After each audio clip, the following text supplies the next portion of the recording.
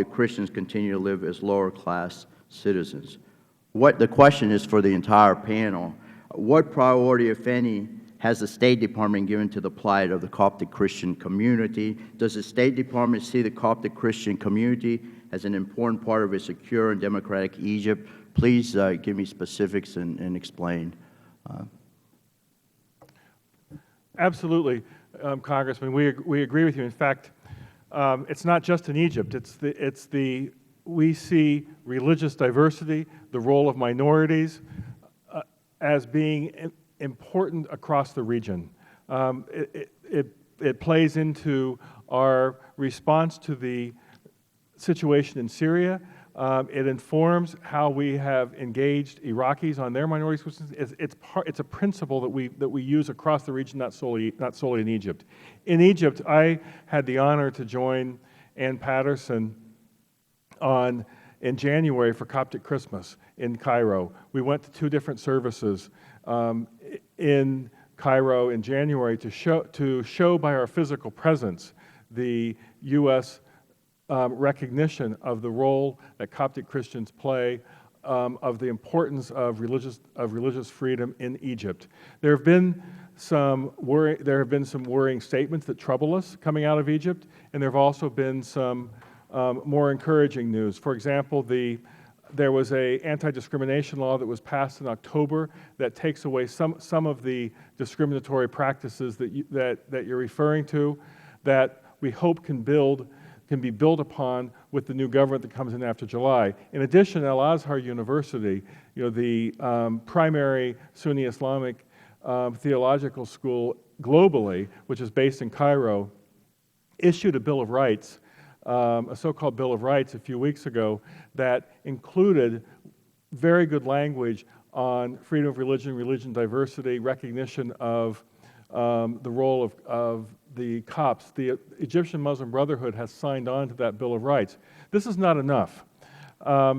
In particular, we're concerned about the lack of accountability in cases of sectarian violence. There's been horrible cases of sectarian violence in Egypt throughout this transition, and we've seen very little examples of accountability. We are pressing the Egyptians for the accountability needed to send a very strong message that acts of discrimination, sectarian violence will not be tolerated. But we are already engaged with the current leadership of Egypt, as well as the incoming presumed leaders, the members of parliament, the members of these emerging political blocs, about the principles that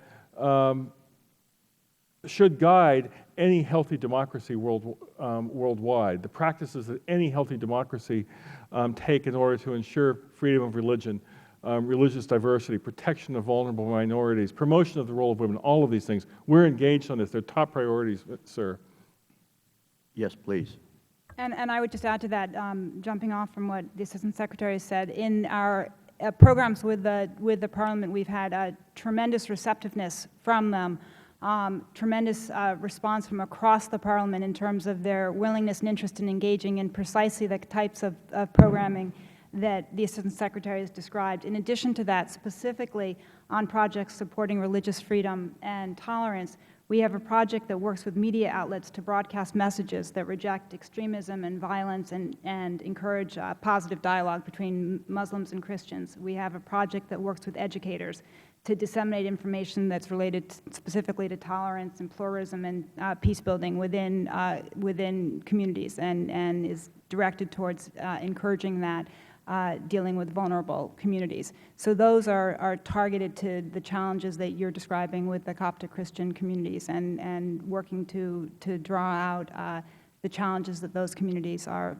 facing. And so we are trying very hard to make sure that we have programming that is working to help those communities, as well as looking at programming more broadly that ensures that the concerns of those communities are being dealt with as we're working more broadly across. Thank you. I too have concerns, along with my colleagues, with the release of this aid to Egypt without restrictions or conditions. How does the state plan to measure moving forward the benefits of releasing this aid to Egypt? The gentleman's time's expired, but you're free to answer the question if you'd like. Well, let me emphasize, Congressman, that first of all, we exercise control over these funds at all times during the process. These funds, of course, are expended to pay for goods and services procured in the United States as part of our military partnership with Egypt. But we retain control over these funds at all times. That allows us to make any adjustments for any significant setbacks that could occur. But we have confidence that the military is serious when the military says they are going to turn over the reins of government to civilian authorities by July. And that's a pretty significant step on the part of the military. How much has Mr. Chairman, can I ask a quick question? The gentleman has yielded an additional minute. Well, I just want to say, how much has that aid, how much of the aid has been released so far? Do you intend to release it in increments, just like the Congress intended?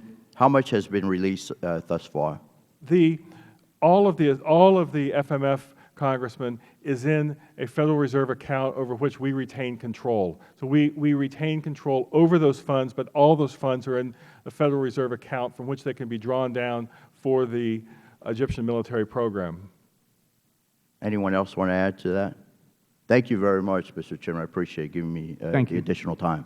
Absolutely, yeah, but the gentleman's time. I yield back.